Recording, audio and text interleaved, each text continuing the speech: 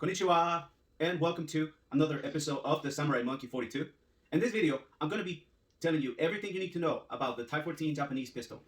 This pistol was designed by General Kiyiro Nambu, and it takes the name after him, the Type 14 Nambu. The Type 14 also comes from being the 14th year of reign of Emperor Taisho in 1926. The pistol was created in 1925 and it was released in 1926 for the Army and the Navy. There were about 282,000 of these Japanese pistols created.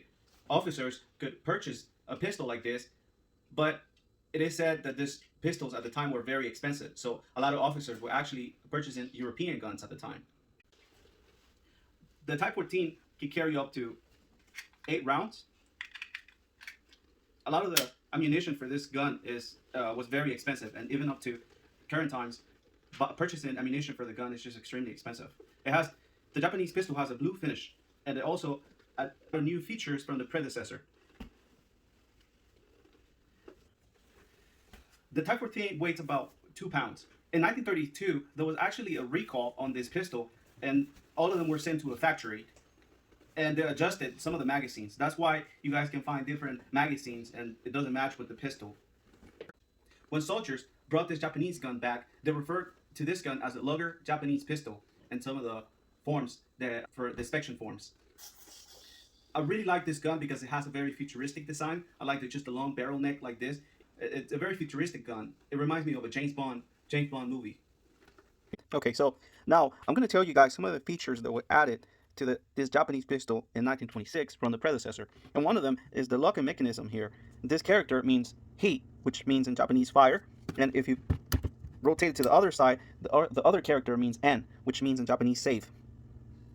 Okay, if we look at the other characters here on the other side, this reads in Japanese Jujon Nen Chiki, which is the 14-year type.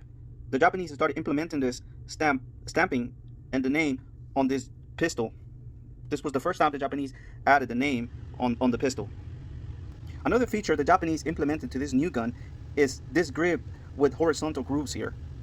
This will give the gun a better grip, but it was also implemented due to Japanese having very small hands. So the previous pistol they created, the soldiers were having a hard time just handling the gun. Okay, so let's flip the gun to the other side, and on this side we can find the serial number for the gun, which is 14,763. So that's the number of production of this gun. Okay, right at the bottom it tells you the year of production of this gun. You can see the Showa character, so it was produced during World War II, the 19th year of reign, and it was produced in February. So this gun was produced in 1945. The way I know that is because you add 19 to 26, which brings you up to 1945, and the number 2 stands for the month, which is February. They tried to design this gun to be massly produced, so all of the features that were added to this gun were because the Japanese were planning to just very massively produce this gun, but it was produced until 1945 when they surrendered. But on some of the latest, the last produced guns, the condition is just, it's very poor. It's not as well made as the first Japanese pistols were produced.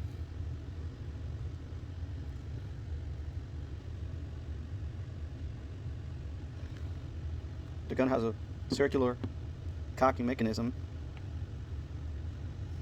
I also have the lanyard that comes with the pistol and the holster.